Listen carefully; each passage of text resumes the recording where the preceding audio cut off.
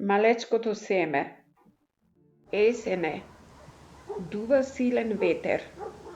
Тој ги дува семињата од цветовите високо кон небото и ги носи далеку над земјата. Едно од семињата е премногу малечко, помало од сите други. Дали тоа ќе може да ги следи другите? А каде одат сите тие? Едно од семињата лета повисоко од останатите. Погоре тоа оди. Тоа лета премногу високо и жешките зраци на сонцето го горат. Но малечкото семе продолжува да плови со останатите.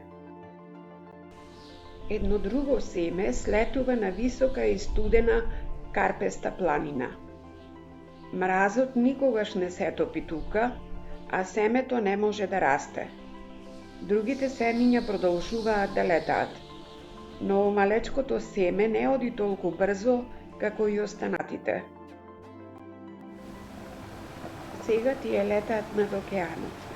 Едно семе паѓа во водата и се дави. Другите продолжуваат да плуват со ветерот. Но малечкото семе не оди толку високо како и другите. Друго семе се спушта долу во пустината. Тука е жешко и суво и семето не може да расте. Сега малечкото семе лета многу ниско, но ветерот го турка него за да продолжи со останатите. Најпосле ветерот престанува да дува и семињата нежно се спуштаат на земјата. Една птица доаѓа и јаде едно семе. Малечкото семе не е изедено. Тоа е толку малечко што птицата него не го гледа. Сега е зима. После нивното долго патување семињата се смируваат. Изгледа дека тие ќе спијат во земјата. Паѓа снег и ги покрива нив како меко бело кебе. Едно гладно глувче, кое исто така живее во земјата, јаде семе за руче, но малечкото семе мирно лежи и глувчето него не го гледа. Сега е пролет. После неколку месеци снегот се истопи. Навистина е пролет, птици прелетуваат, сонцето грее, врне дожд. Семињата растат како надуени топчиња и тие почнуваат да пукаат и да се отвораат помалку. Сега тие не се семиња веќе, тие се растенија. Најпрво тие пуштаат корени надолу во земјата. Потоа нивните малечки стебла и листови почнуваат да растат кон сонцето и воздухот. Има едно друго растение што расте многу побрзо од новите малечки растенија. Тоа е еден голем дебел плевел. И тој му ја зема целата сончева светлина и вода на едно од новите млади растенија. Така, тоа малечко растение умира. Малечкото семе се уште не почна да расте. Ке биде премногу доцна, побрзај. Но најпосле и тоа почнува да расте во растение. Топлото време исто така ги носи децата да играат надвор.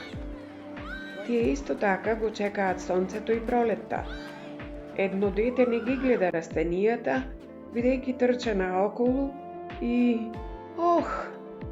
Детето скрши едно, сега тоа не може веќе да расте. Малечкото растение, кое што порасна од малечкото семе, расте многу брзо, но неговиот сосед расте дури побрзо. Пред малото растение да има 3 ливчиња, другото растение има 7. И види, пупка, и сега дури и цвет.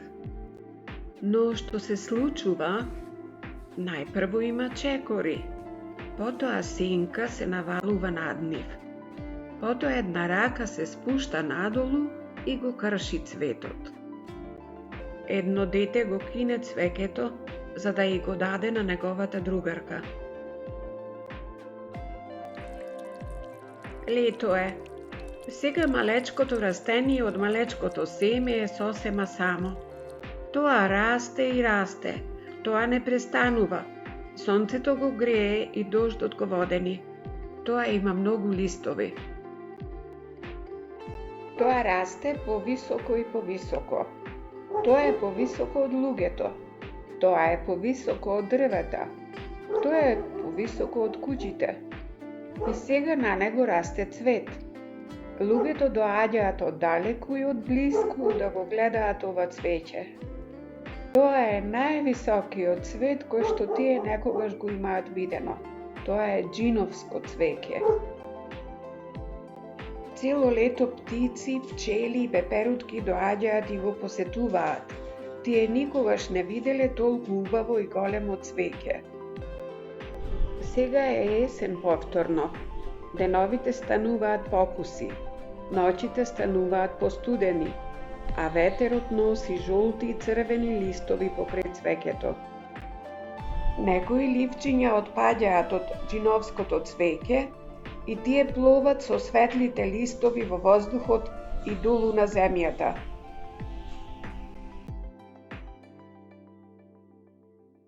Ветерот дува посилно. Цветот ги има изгубено скоро сите негови ливчиња. Тој се ниша и се свиткува заради ветерот, но ветерот станува посилен и го тресе цвеќето.